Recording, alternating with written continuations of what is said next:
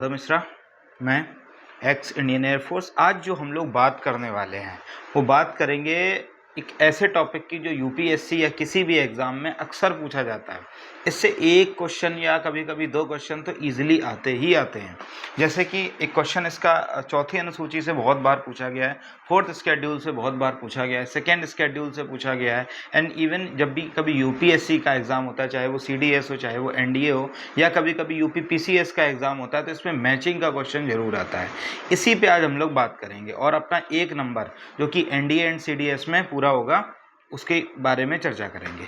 साथ ही साथ थोड़ा सा अगर मैं अपना इंट्रोडक्शन दूं तो देखो, मेरा नाम जो है वो माधव मिश्रा है। मेरा नाम क्या है? तो मेरा नाम जो है वो माधव मिश्रा है। ठीक है, ओके। तो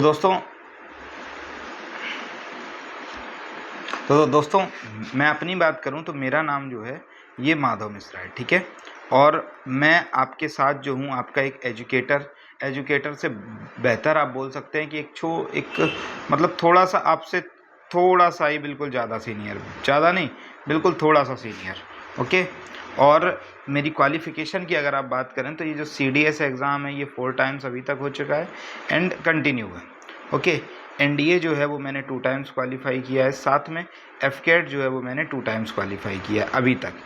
तो एक अच्छा सा मेरे को एक्सपीरियंस है डिफेंस एग्ज़ाम्स का, इसीलिए जो है मैं आपके साथ हूँ। आज मैं आपको एनडीए एंड सीडीएस के बारे में आज आपको गाइड करने वाला हूँ और आपको आपका एक टॉपिक जो है वो ईजिली कवर करने वाला हूँ।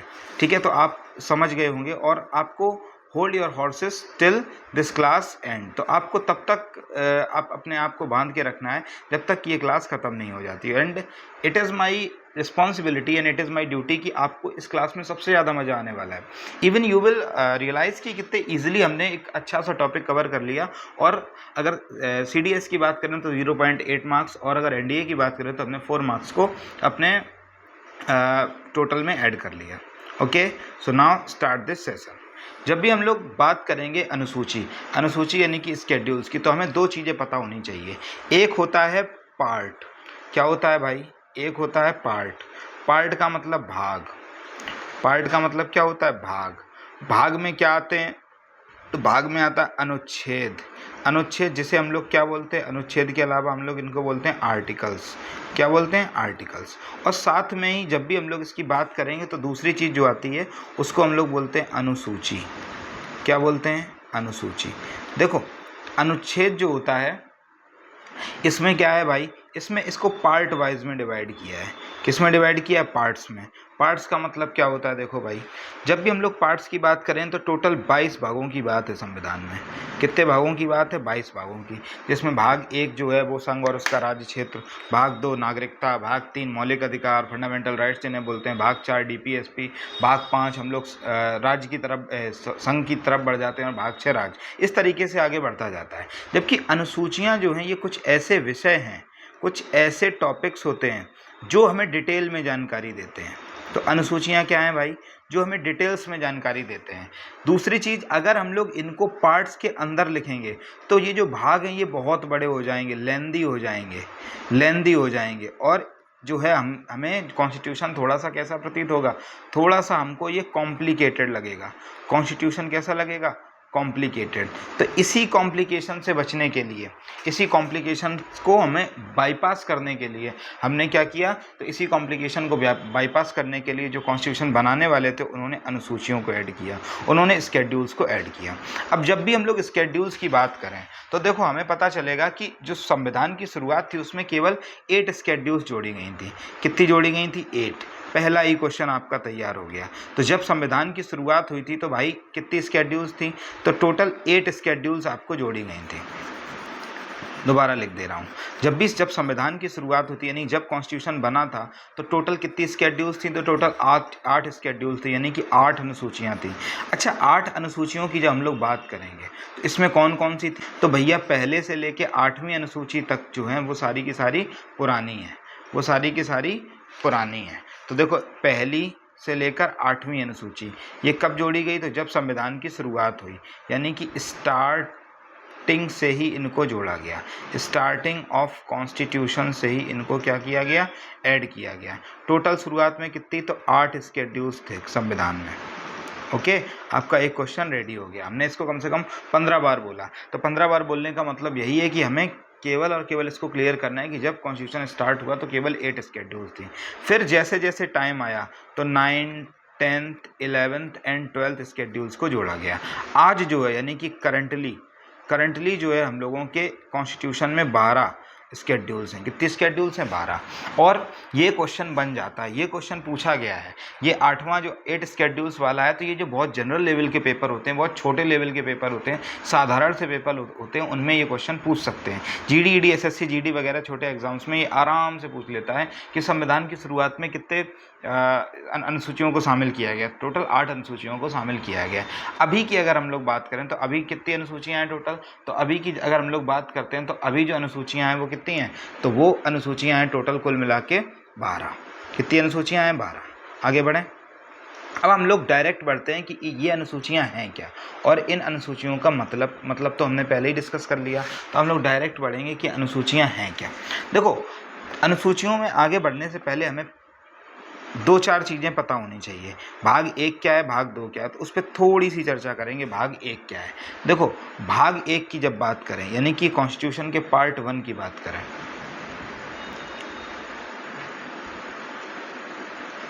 किसकी बात करेंगे, पार्ट 1 की। तो पार्ट 1 जो है इसका मतलब है स्टेट यानी यूनियन एंड इट्स टेरिटरी।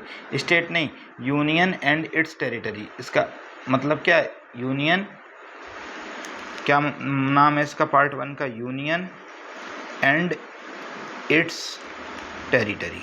ठीक, हिंदी में बोलें तो संघ और उसका राज्य क्षेत्र, संघ और राज्य क्षेत्र।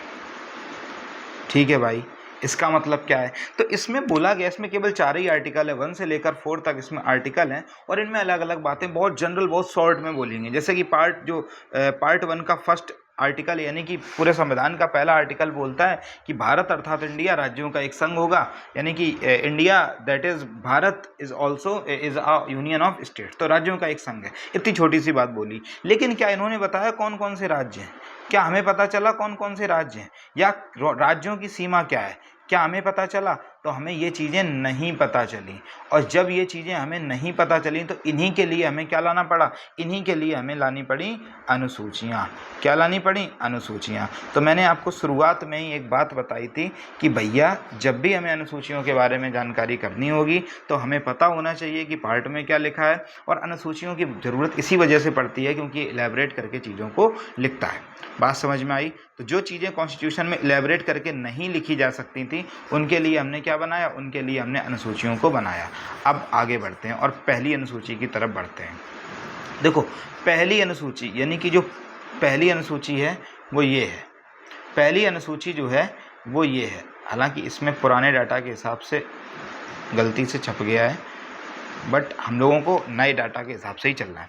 देखो पहली अनुसूची जो बताती है वो कहती है कि भारत अर्थात इंडिया राज्यों का संघ, वो तो आर्टिकल 1 बोलता है, लेकिन ये बोलता है कि भैया भारत में कितने राज्य हैं, 28 राज्य हैं और 8 यूनियन टेरिटरीज़ हैं। क्या बोलता है कि भारत में 28 राज्य और 8 यूनियन टेरिटरीज़ हैं। कौन सी, तो पहली अनुसूची क्या बोलती है, तो भैया पहली अनुसूची बोलती है कि भारत में यानी कि फर्स्ट स्केड्यूल्स बोलती है भारत में 28 स्टेट हैं, 28 स्टेट्स हैं और 8 जो हैं वो यूटीज़ हैं।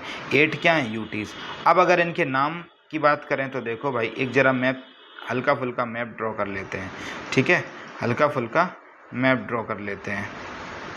देखो ये कुछ इंडिया का मैप हो गया। अगर हम लोग 28 यूटीज़ की बात करें तो यहाँ से शुरू करेंगे। सबसे पहले क्या आता है, लद्दाख आता है। क्या आता है, लद्दाख। उसके जस्ट नीचे क्या आता है, JNK, जम्मू एंड कश्मीर आता है। ठीक है, उसके नीचे क्या आता है, हिमाचल प्रदेश आता है, फिर हरियाणा आता है, फिर यूपी आता है, दिल्ली आता है, इसके बाद राजस्थान आता है, गुजरात आता है, इसके बाद महाराष्ट्र आता है, नीचे गोवा, कर्नाटका। तो इस तरीके से हमें कितने मिलते हैं, टोटल 28 राज्य मिल जाते हैं। और ऐसा तो कोई होगा नहीं जिनको 28 राज्यों के बारे में जानकारी ना हो, ऐसा तो कोई होगा नहीं जिनको 28 राज्यों के बारे में जानकारी ना हो। तो ये बात किस में लिखी है, ये बात लिखी है पहली अनुसूची में, और पहली अनुसूची में इन सब के नेम दिए गए हैं। क्या दिया गया है, नेम, ये बात याद रखना। जबकि आर्टिकल 1 में नाम नहीं दिया था, उसमें केवल लिखा था भारत अर्थात इंडिया राज्यों का संघ है, बात खत्म। कितने राज्य नहीं पता, लेकिन पहली अनुसूची में दिया है कि भैया कितने राज्य हैं, साथ में इनका नेम भी दिया है। तो फर्स्ट स्केड्यूल में इनका नेम भी दिया है, साथ में इसका राज्य क्षेत्र क्या है। राज्य क्षेत्र का मतलब ये कहाँ से कहाँ तक स्टार्ट होती है, मतलब कितने डिग्री से कितने डिग्री के बीच में यूपी पड़ता है, कितने डिग्री से कितने डिग्री के बीच में राजस्थान पड़ता है, कितने डिग्री से जम्मू एंड कश्मीर पड़ता है और कितने डिग्री से लद्दाख पड़ता है। तो ये पूरा जो बात है, ये बात बोली गई है अनुसूची 1 यानी कि स्केड्यूल फर्स्ट में। बात समझ में आई? यहाँ तक किसी को कोई डाउट? तो शायद किसी को कोई डाउट नहीं होगा। ओके, अब हम लोग आगे बढ़ेंगे और आगे जो बात करेंगे वो बात करेंगे हम लोग, आगे जो बात करेंगे वो बात करेंगे किसकी, पार्ट किसकी बात करेंगे? तो अनुसूची 2 की बात करेंगे। अनुसूची 2 पे आ जाओ भाई।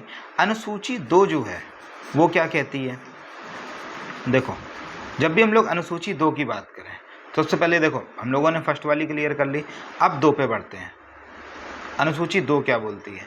अनुसूची 2 बोलती है कि भैया जो भी संसद के पदाधिकारी हैं, क्या हैं? संसद के पदाधिकारी हैं, ठीक है, उनके जो वेतन हैं, जो भत्ते हैं, जो उनको चीज़ें मिलेंगी, उन सब की बात किस में की गई? दूसरी अनुसूची में, ठीक है। तो देखो शुरू करते हैं दूसरी अनुसूची की बात। इसको यहाँ से हटाओ, ठीक है, इसको यहाँ से हटाते हैं, रिमूव करते हैं और दूसरे पेज पे पहुँचते हैं। देखो भाई, हम लोग बात करेंगे सेकेंड स्केड्यूल की। अगर सेकेंड स्केड्यूल की बात करें तो इसमें बोला गया है कि जो संसद के पदाधिकारी हैं, किसके? संसद। अब संसद के बारे में 2-4 फैक्ट जान लेने चाहिए। पहली चीज़, जो नई संसद भवन है वो सेंट्रल विस्टा प्रोजेक्ट के तहत बनी। क्या बनी? सेंट्रल विस्टा प्रोजेक्ट के तहत बनी। साथ में जो पुरानी संसद है उसका नाम करके संविधान भवन कर दिया। क्या कर दिया गया? संविधान भवन, ठीक है। संसद के कितने हिस्से होते हैं? तो 3, लोकसभा, राज्यसभा और राष्ट्रपति। क्या होता है? राष्ट्रपति। ये 3 सदन होते हैं सब इसके संसद के। अब इसी में जो संसद के पदाधिकारी होते हैं, क्या होते हैं? पदाधिकारी। देखो पदाधिकारियों का मतलब क्या है, यानी कि जो लोग संसद में काम कर रहे हैं, जो लोग, जिन लोगों को संसद में कुछ ना कुछ अधिकार दिए गए हैं, उन्हें हम लोग पदाधिकारी बोलते हैं। और उन्हें जो वेतन और पेंशन मिलती है, क्या क्या मिलता है भैया सेकेंड स्केड्यूल में? तो संसद के पदाधिकारियों को जो वेतन मिलती है, जो भत्ता मिलता है, भत्ता, ग्रीवियंस, या जिसको क्या मिलता है? पेंशन मिलती है, इन सब की जो चर्चा है वो सेकेंड स्केड्यूल में बोली गई है कि भैया किसको कितना मिलेगा, किसको कितना मिलेगा। बात समझ में आई? तो क्या बोला गया है कि भैया जो संसद के पदाधिकारी हैं, क्या हैं? पदाधिकारी। अब पदाधिकारी में कौन कौन आता है आपको याद होना चाहिए। देखो ये बिल्कुल कंफ्यूज मत होना, बहुत सी बार हम लोग गलती कर जाते हैं। क्या? पदाधिकारियों को हम लोग आईएएस मान लेते हैं, हम लोग बोलते हैं आईएएस, आईपीएस। नहीं, ये पदाधिकारी संसद के पदाधिकारी नहीं हैं, ये संसद में नौकरी कर रहे हैं, ये ब्यूरोक्रेट्स हैं। अगर कोई सचिव है तो ये मत सोचना कि उसकी वेतन पे भत्ता और पेंशन की बात है ना, इसमें बात है कि जो संसद से जिसको किसी को जो पोस्ट मिली है। तो संसद में पोस्ट कौन कौन सी होती है भाई? किसी को उपाध्यक्ष की पोस्ट मिली है, ठीक है, यानी किसी को लोकसभा के अध्यक्ष की पोस्ट मिली है। तो जैसे अध्यक्ष होता है, उपाध्यक्ष होता है, इसको कितना क्या मिलेगा, इसको कितना पैसा मिलेगा, इसकी सैलरी क्या होगी, इसको भत्ता क्या मिलेगा, इसको वेतन कितना मिलेगा, इस सब की बात जो है वो किस में की गई है? वो की गई है आपकी अनुसूची 2 में। किस में बोला गया है? अनुसूची 2 में। तो अनुसूची 2 क्या बोलती है? तो अनुसूची बोलती है कि संसद के विभिन्न पदाधिकारियों को जो वेतन, भत्ते और पेंशन मिलती है वो किसको कितना मिलेगा। अध्यक्ष या उपाध्यक्ष जैसे पदाधिकारी होते हैं उनको कितना वेतन मिलेगा, कितना भत्ता मिलेगा, कितनी पेंशन मिलेगी, ये अनुसूची 2 जो है वो उसमें लिखा है। डिसाइड संसद करती है, लेकिन लिखा किस में जाता है? अनुसूची 2 में लिखा जाता है। बात समझ में आई? यहाँ तक किसी को कोई डाउट तो होगा नहीं, ठीक है, ठीक है। इसको अब हटा देना चाहिए। ठीक, आगे बढ़ते हैं। आगे आएगा अनुसूची 3। देखो भाई अनुसूची 3 का मतलब क्या है? अनुसूची 3 जो है वो क्या कहती है। तो जब भी हम लोग अनुसूची 3 की बात करेंगे तो हमेशा याद आपको कैसे रखना है, देखो अनुसूची 2 तो हमने कर दिया क्या, राष्ट्रपति राज्यपाल। तो देखो यहाँ पे गलती से इन्होंने क्या लिख दिया, राष्ट्रपति लिख दिया है, न्यायाधीश, जबकि इनकी चर्चा इसमें नहीं होती है क्योंकि इनके लिए अलग से आर्टिकल्स हैं, है ना। तो राष्ट्रपति, राज्यपाल, न्यायाधीश, इनके लिए अलग से आर्टिकल हैं। इनके प्रेसिडेंट, गवर्नर्स एंड जजेस की बात दूसरी अनुसूची में नहीं होती, बल्कि किसकी बात होती है, तो संसद के पदाधिकारियों की, संसद के पदाधिकारी, बस किसकी, संसद के पदाधिकारी। अच्छा ये थोड़ी सी एआई ने गलती कर दी, ठीक है, चैट जीपीटी कभी कभी एक्स्ट्रा कुछ ना कुछ जोड़ देता है ना, तो ये गलती से उसने लिख दिया। तो ये कौन होते हैं, संसद के पदाधिकारी हैं। ओके, तो अब संसद के पदाधिकारियों की बात बोली गई है, क्या इसमें इसकी बात बोली गई, ना इसमें इसकी बात नहीं बोली गई। अब तीसरी बात करते हैं, तीसरी अनुसूची।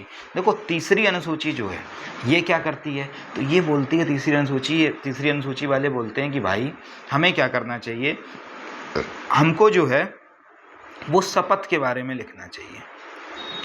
किसके बारे में लिखना चाहिए, शपथ के बारे में। देखो खाली पेज पे चलते हैं, शपथ का मतलब क्या है। देखो शपथ, जब भी हम लोग शपथ की बात करेंगे, किसकी, शपथ, तो किन की शपथ, पहली बात तो आपको ये पता होना चाहिए, तो ये भी संसद के पदाधिकारियों की शपथ, संसद के पदाधिकारियों की शपथ, संसद के पदाधिकारियों की शपथ। इसका मतलब क्या है भाई, तो जो तीसरी स्केड्यूल है यानी कि थर्ड स्केड्यूल है, ये बताती है कि संसद के पदाधिकारी कौन कौन सी शपथ लेते हैं, उनकी शपथ लिखी कहाँ है। जैसे कि नहीं बोलते हैं मैं फलाना ठिकाना और इसके रूप में भारत की, ऐसा कुछ बोलते हैं ना, तो ये पूरी शपथ कहाँ लिखी होती है, तो ये लिखी होती है तीसरी अनुसूची में। लेकिन फिर से कंफ्यूज मत होना, IAS, IPS, okay, IFS, military commanders, इनकी शपथ तीसरी अनुसूची में आपको नहीं मिलेगी।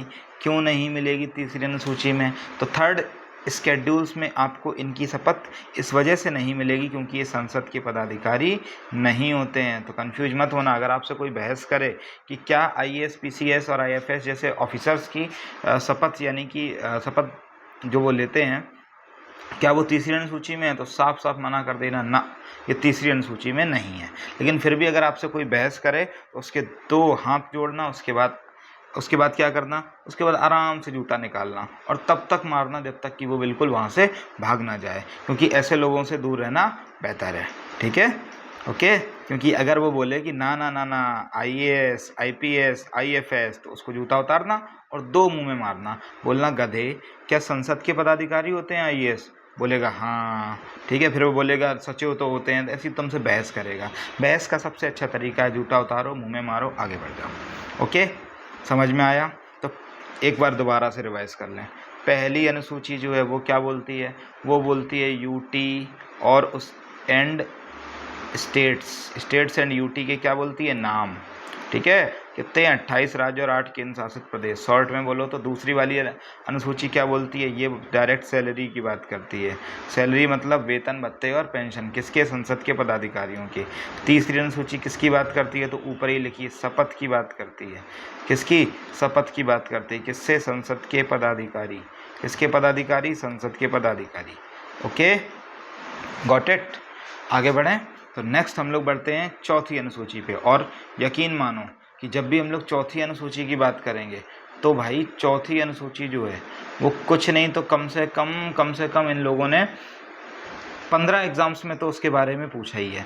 अलग अलग एग्ज़ाम्स ने अलग अलग तरीके से पूछा है। इवन CDS जैसे बड़े एग्ज़ाम्स में भी जो कभी कुछ कहा जाता है कि क्वेश्चन उसमें जनरली रिपीट नहीं होते, उसमें भी ये क्वेश्चन 2-3 बार रिपीट हो चुका है।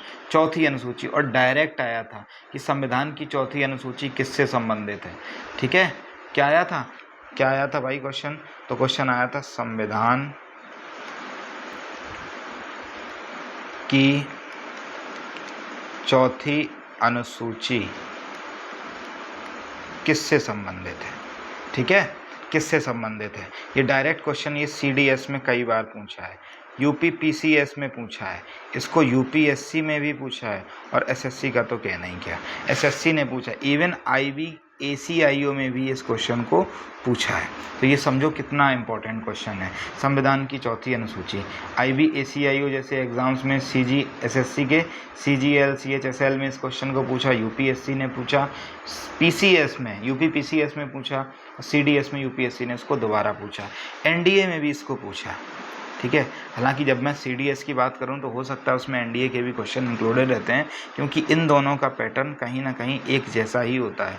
मतलब जो CDS में आता है उसको थोड़ा सा सिंप्लीफाई करके हम लोग NDA में पूछ लेते हैं, क्योंकि NDA एंट्री जो है वो नई एंट्री है, छोटे बच्चों की एंट्री है, उसको हम लोग बोल सकते हैं छोटे बच्चों की एंट्री, बट इसमें जो ऑफिसर्स बनते हैं वो एकदम बढ़िया तगड़े ऑफिसर्स बनते हैं। ओके, नेक्स्ट तो हम लोगों को बढ़ना चाहिए चौथी अनुसूची के लिए। कहाँ बढ़ना चाहिए भाई? तो हम लोग बढ़ेंगे सीधे चौथी अनुसूची के पास।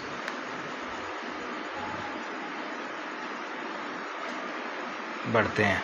देखो, जब हम लोग चौथी अनुसूची के पास जाएंगे तो इसमें देखो कुछ लिखा है। क्या लिखा है? राज्यसभा में सीटों का बंटवारा। क्या लिखा है? राज्यसभा में सीटों का बंटवारा।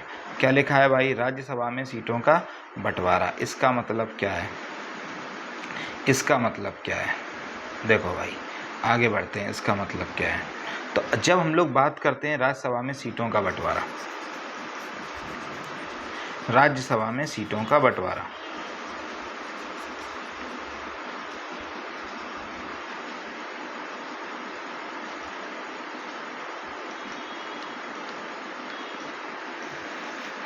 देखो राज्यसभा में सीटों की बात करें अगर हम, में सीटें, तो पहली चीज टोटल सीटें कितनी हैं? टोटल सीटें कितनी हैं? 250। अभी कितनी हैं? 245। कितनी भरी हुई हैं? 245। ठीक है, 245 सीटें जो अभी राज्यसभा में भरी हैं। सबसे ज़्यादा मैक्सिमम सीट्स कहाँ हैं? तो मैक्सिमम सीट यूपी में है। कहाँ पर है? यूपी में। लेकिन अगर हम आपसे पूछें मिनिमम कहाँ है, तो भाई मिनिमम का क्वेश्चन बनता ही नहीं है जनरली। क्यों नहीं बनता? क्योंकि मिनिमम कई सारे ऐसे राज्य जिनमें राज्यसभा की 1 या 2 सीट्स हैं जो मिनिमम की कैटेगरी में आती हैं, इसीलिए ये मिनिमम वाला क्वेश्चन ना बन के मैक्सिमम वाला बनता है। तो मैक्सिमम सीट्स आपकी यूपी उत्तर प्रदेश में पड़ती हैं।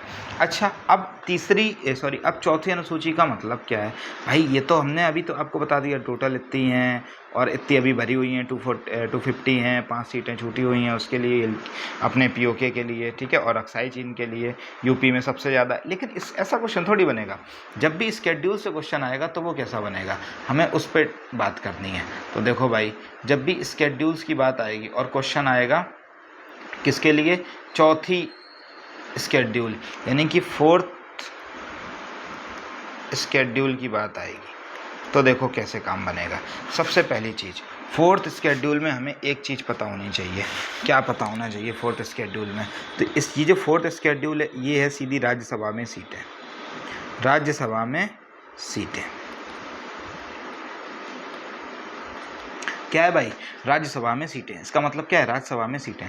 अच्छा, अब 245 सीट्स कहाँ कहाँ बटी हैं? इवन 245 से अच्छा है हम लोग लिखें 250 सीट। तो 250 सीटों का कहाँ कहाँ है, उनका एरिया क्या है? उनका एरिया क्या है? तो टोटल 250 सीटें कहाँ कहाँ, उनका एरिया। करंटली 245 सीटें हैं, वो कहाँ कहाँ हैं, उनका एरिया क्या है। और जो 5 सीटें छूटी हैं ये POK and Aksai China, Aksai चीन। किसके लिए? अक्साई चीन, जो हमारा इलाका पाकिस्तान और चाइना ने कब्जा के रखा है उसके लिए छूटी हैं। कितनी? 5 सीट्स। ठीक है, और अभी करंटली 245 हैं। तो इसमें कितनी सीटें कहाँ जाएंगी? जैसे कि यूपी में सीट्स कौन कौन सी जाएंगी? जैसे कानपुर की राज्यसभा, ठीक है, कानपुर अगर राज्यसभा की सीट है तो वो कहाँ कहाँ है? ठीक है, राज्यसभा की सीट कहाँ कहाँ है? इसके बाद मान लो दिल्ली है, ठीक है, तो दिल्ली की राज्यसभा की सीट कितनी है और दिल्ली में वो कहाँ कहाँ है। इसके बाद मैंने बोला महाराष्ट्र में जान लो कि महाराष्ट्र में कितनी कितनी सीटें और वो कहाँ कहाँ हैं। तो ऐसी सारी बातें, उनका एरिया क्या क्या लिखा है भाई?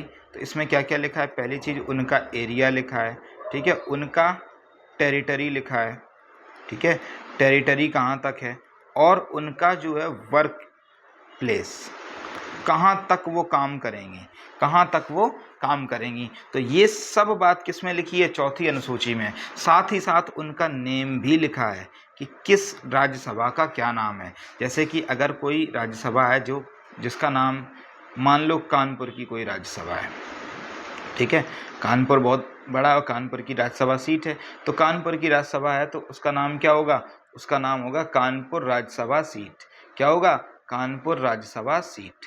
तो इस तरीके से उसमें नाम दिए गए हैं। किस तरीके से, मान लो कानपुर की राज्यसभा है तो होगा कानपुर राज्यसभा, राज्यसभा कानपुर, ठीक है। तो यहाँ और साथ में क्या लिखा होगा, इसका एरिया, इसके टेरिटरी कहाँ तक है और इसका वर्क प्लेस कहाँ तक है। इसमें कौन कौन से ज़िले, मतलब कानपुर राज्यसभा में कौन कौन से ज़िले आते हैं, कौन कौन से ज़िलों का एरिया आता है, कौन कौन से डिस्ट्रिक्ट और कौन कौन से तहसील आते हैं, ये सब इसमें लिखा रहता है। ओके, बात समझ में आई। तो चौथी अनुसूची हम लोगों को क्लियर हो गई। ये मोस्ट इम्पॉर्टेंट अनुसूची है भाई। फोर्थ शेड्यूल जो है वो मोस्ट इम्पॉर्टेंट है, बिना इसके काम बनेगा ही नहीं। फोर्थ शेड्यूल में क्या है, तो फोर्थ शेड्यूल में आपका क्या है, राज्यसभा की सीटें। तो अभी हमने कितना काम कर लिया, तो अभी हमने कितना काम कर लिया, ठीक है, अभी हमने कितना काम कर लिया, तो अभी हमने काम कर लिया 4 अनुसूचियों का। कितना काम कर लिया, 4 अनुसूचियों का। Okay, now we got it. अब हम लोग आगे बढ़ेंगे नेक्स्ट। ओके, तो हम लोग नेक्स्ट पे बढ़ेंगे, उससे पहले हम एक बार दोबारा से रिवाइज कर लेते हैं, ठीक है। देखो, रिवाइज के लिए हमें यहीं आना पड़ेगा।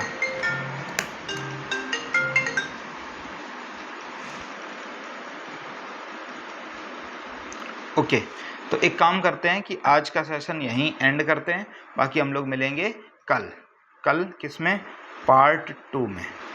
कल मिलेंगे पार्ट 2 में। ओके, उसके लिए जय हिंद, जय भारत। दोबारा मुलाकात होगी एक नए सेशन में, जोरदार सेशन में। Thank you.